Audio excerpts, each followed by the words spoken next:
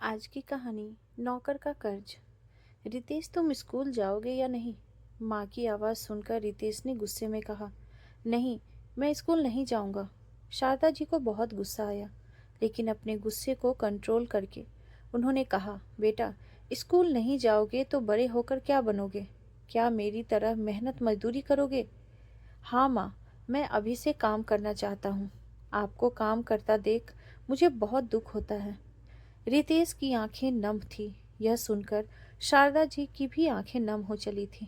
पहले पति की बीमारी से जूझती रही, कभी किसी अस्पताल में दिखाया, कभी किसी में। बाद में पता लगा कि दोनों किडनी फेल हो चुकी है। 1 साल पहले वे चल बसे। तब से घरों में काम करके किसी तरह अपने 8 साल के बेटे को पढ़ाना चाहती थी। शारदा जी ने रितेश को समझाते हुए कहा, बेटा, मेरी चिंता छोड़ दे, मैं सब कर लूंगी। बस तू किसी तरह अपनी पढ़ाई पूरी कर ले, फिर हमारे पहले जैसे दिन आ जाएंगे। तुझे याद है तेरे पापा कितने अच्छे से हमें रखते थे? उनके बीमार पड़ते ही सब कुछ बिक गया। अब तो बस ये मकान ही बाकी है। इसे बचाए रखना है तो मुझे तो काम करना ही पड़ेगा, नहीं तो हम सड़क पर आ जाएंगे। रितेश बोला, माँ, इस समय हमें पैसे की ज़रूरत है। पापा की बीमारी में जो कर्ज लिया था वो कैसे चुकेगा? जब कर्जदार आकर तुम्हें गालियां सुनाते हैं तो मुझसे बर्दाश्त नहीं होता। शारदा जी बोली, बेटा, सब धीरे धीरे चुक जाएगा। मैं तेरी जिंदगी बर्बाद नहीं कर सकती। तू मेरी बात मान, पढ़ना मत छोड़। रितेश उनकी बात को नज़रअंदाज करते हुए बोला, माँ, आपको पता है कितनी फीस है मेरे स्कूल की? पापा ने इतने बड़े स्कूल में दाखिला करा दिया। वहाँ की फीस में आपकी आधे महीने की कमाई चली जाती है। कर्ज कैसे उतरेगा? शारदा जी भी मन ही मन यह बात समझती थी। उनकी हैसियत नहीं थी अब उस स्कूल में पढ़ाने की, लेकिन उन्हें याद है उनके पति ने कैसे भाग दौड़ करके रितेश का एडमिशन करवाया था। उनका सपना था कि रितेश पढ़ लिख कर बड़ा आदमी बन जाए। जब तक राजेश जी जिंदा थे, शारदा जी को कभी किसी बात की कमी नहीं होने दी। घर में हमेशा पार्टियां होती रहती थीं। कभी कोई मेहमान, कभी कोई, हमेशा आते रहते थे। उनके स्वागत सत्कार में शारदा जी को बहुत खुशी मिलती थी। ऐसा लगता था जैसे वो एक बड़े से परिवार के साथ रहती हैं। सब लोग उनका हाल चाल पूछते थे, लेकिन जब से राजेश जी बीमार हुए, धीरे धीरे सबने किनारा कर लिया। जहाँ तक कि जब राजेश जी ने प्राण छोड़े, वहाँ शारदा जी और रितेश के अलावा कोई नहीं था। एम्बुलेंस घर आई तब कुछ पड़ोसियों ने मदद की और उनका अंतिम संस्कार किया। उस दिन से आज तक उनका एक भी करीबी रिश्तेदार उनसे मिलने नहीं आया। हाँ, एक दूर के रिश्तेदार ने कई बार मकान खरीदने की बात की, लेकिन शारदा जी ने उसे फटकार दिया। दोनों माँ बेटे एक दूसरे को समझा रहे थे। तभी दरवाजे की घंटी बजी। शारदा जी ने गेट खोला तो सामने एक बुजुर्ग व्यक्ति खड़े थे। तुम ही राजेश की पत्नी हो? उन्होंने भारी सी आवाज में पूछा। शारदा जी को कुछ समझ नहीं आया तो उन्होंने कहा, जी मैं ही हूँ, लेकिन आप कौन हैं और इन्हें कैसे जानते हैं? बेटी, क्या मैं अंदर आकर बैठ सकता हूँ? बहुत दूर से आया हूँ। क्या मुझे एक गिलास पानी मिल सकता है? एक ही सांस में सब कुछ बोलकर वे बुजुर्ग जवाब का इंतजार करने लगे। शारदा जी ने कहा, हाँ हाँ, आप अंदर आइए, बैठिए, मैं आपके लिए पानी लाती हूँ। शारदा जी के जाने के बाद बुजुर्ग सामने पड़ी एक पुरानी सी कुर्सी पर बैठ गए। रितेश से बात करते हुए उन्होंने पूछा, बेटा, कौन सी क्लास में पढ़ते हो? जी, थर्ड में। इतना कहकर रितेश चुप हो गया। शारदा जी पानी लाई।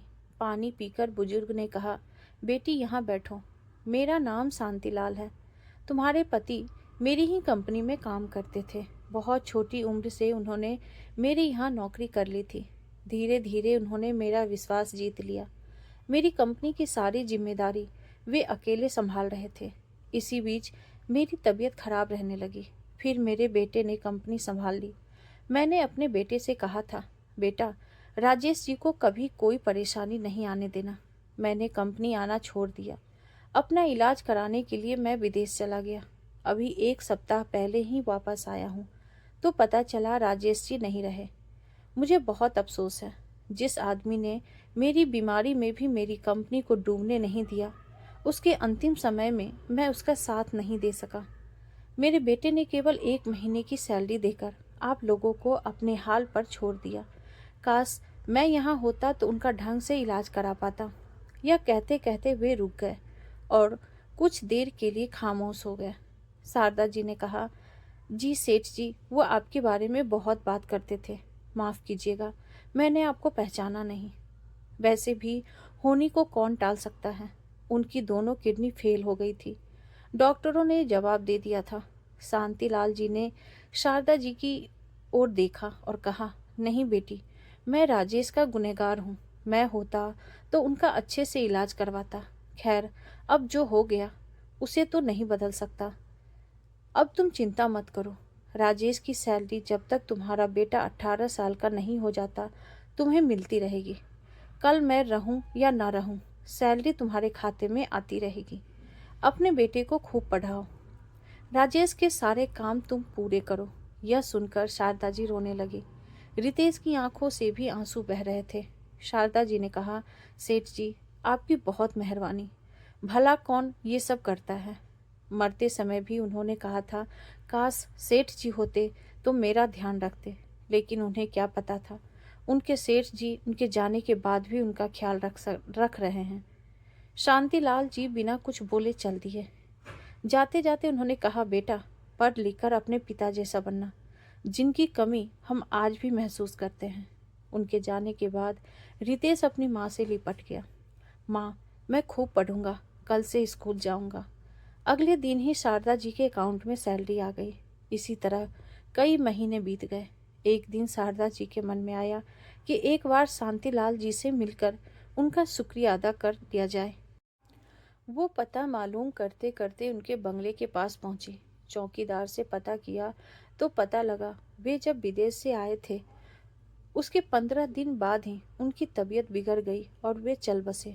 शारदा जी की आंखों से आंसू बह रहे थे। क्या वो केवल उनका भला करने के लिए ही आए थे या अपना कर्ज उतारने? यही सब सोचकर वे घर की ओर चल दी। इसके बाद भी हर महीने सैलरी आती रही। रितेश की पढ़ाई बहुत अच्छे से चल रही थी। जब भी शारदा जी सैलरी के पैसे बैंक से निकालती, उनकी आंखें नम हो जाती। Thank you.